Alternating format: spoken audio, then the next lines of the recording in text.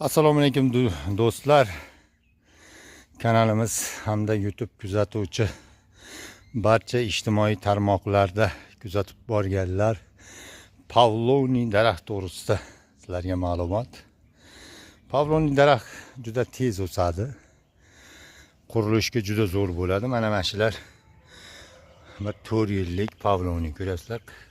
Qurilishga ancha yarab qoldi, lekin bu agaratni o'rtasida chiqqanligi uchun buni kesib tashlayman. Buni yomon taraflari, hamma narsani ham yaxshi yomon tarafi bo'ladi.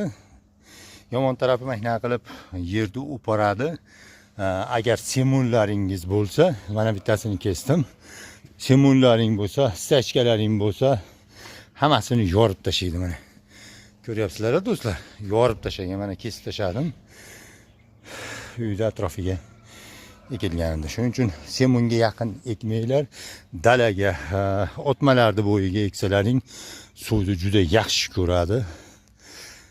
Buni ko'chatlaridan bor, mobodagi, lekin qurilishga juda yaxshi aytadi. Taxtasi juda qimmatbaho. Bunda Xitoyda nimalarda kema sozlikda ishlatilar ekan.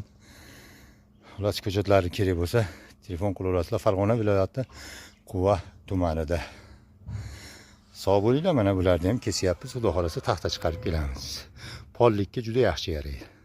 Juda yengil, keyin unchaga yonavermaydi. Kattaligini qaranglar. Mana bitta 2 qarich, bu yerda ham 2 qarich. Bu degani qurilishga bemalol yaraydi degani do'stlar. Pavloniy mashlar bo'lmadi deganda bir 5 yashar. Yo 4 yashar, yo 5 yashar, adashmasam. Mana shunaqa Pavloniy ko'chatlarda daraxtlarni ko'chatdan kerak bo'lsa telefon qila olasizlar. Farg'ona viloyati Quva tumani. Videolarimiz yoqqan bo'lsa, do'stlaring gullashib, podpiskani bosib, like'ni bosib, do'stlaring gullashinglar, dehqonlarga yordam bergan bo'lasizlar.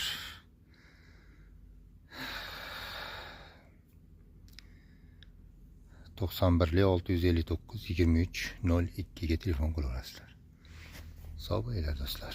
Mana ichkarida teshiklari bekilib ketgan, 4 yil 5 yilda mana shu teshik qopti. Bu ham bekilib ketadi, yana 1 yil turganda, lekin taxtasi hech narsa chiqmaydi. Tekis chiqadi, juda chiroyli chiqadi taxtasi. Qurilishlarga juda bo'ladi-da.